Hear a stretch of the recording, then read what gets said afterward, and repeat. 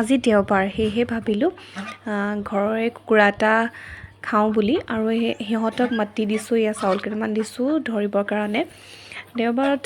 দেওবাৰ দিনটো আহিলে কিবা এটা ভালকৈ খাবলৈ মন যায়, কিন্তু বজাৰৰ পৰা অনাবিলাক ইমান লোকেল নিদিয়ে।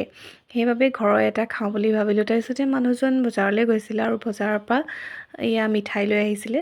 তাৰপিছতে বহি লৈ ধুনীয়াকৈ চাহ একাপ খাই ল'লোঁ।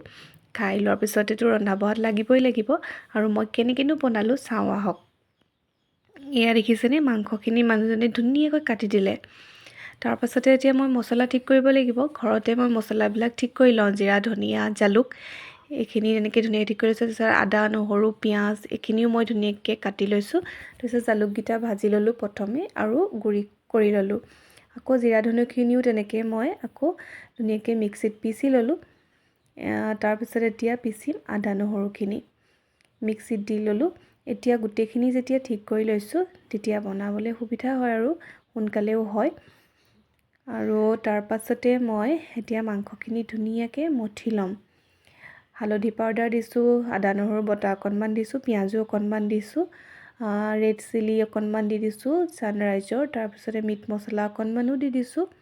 আৰু এতিয়া মিঠাতেল অকণমান দি ধুনীয়াকৈ মঠিম, যাতে মা মছলা সকলোখিনি ধুনীয়াকৈ মাংসত সোমাই যায়, আৰু অকণমান সময় কাৰণে ৰখাই থ'লোঁ। তাৰপাছতে এতিয়া কেৰাহীখন পাতি, আৰু এয়া দেখিছেই নহয়, পিঁয়াজ দিলোঁ, আদা নহৰু বটাও দি দিছোঁ। আৰু এতিয়া মঠি থোৱা মাংসখিনি মই কেৰাহীত দি ধুনীয়াকৈ লাহে লাহে ভাজি থাকিম।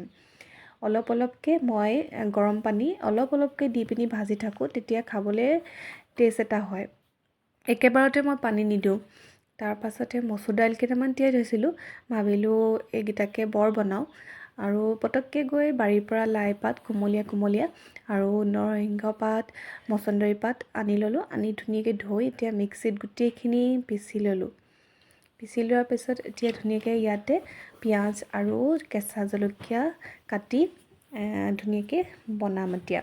এয়া দেখিছে, মই ৰিফাইন তেল দিছোঁ, মিঠাতেলো দিব পাৰে, মই ৰিফাইনকে দি দিলোঁ। তাৰপিছতে সেইখন এতিয়া দেওবৰীয়া আজি আমাৰ থালিখন ধুনীয়াকৈ ৰেডি হৈ গ'ল। কেনেকুৱা লাগিছে বাৰু দেখি?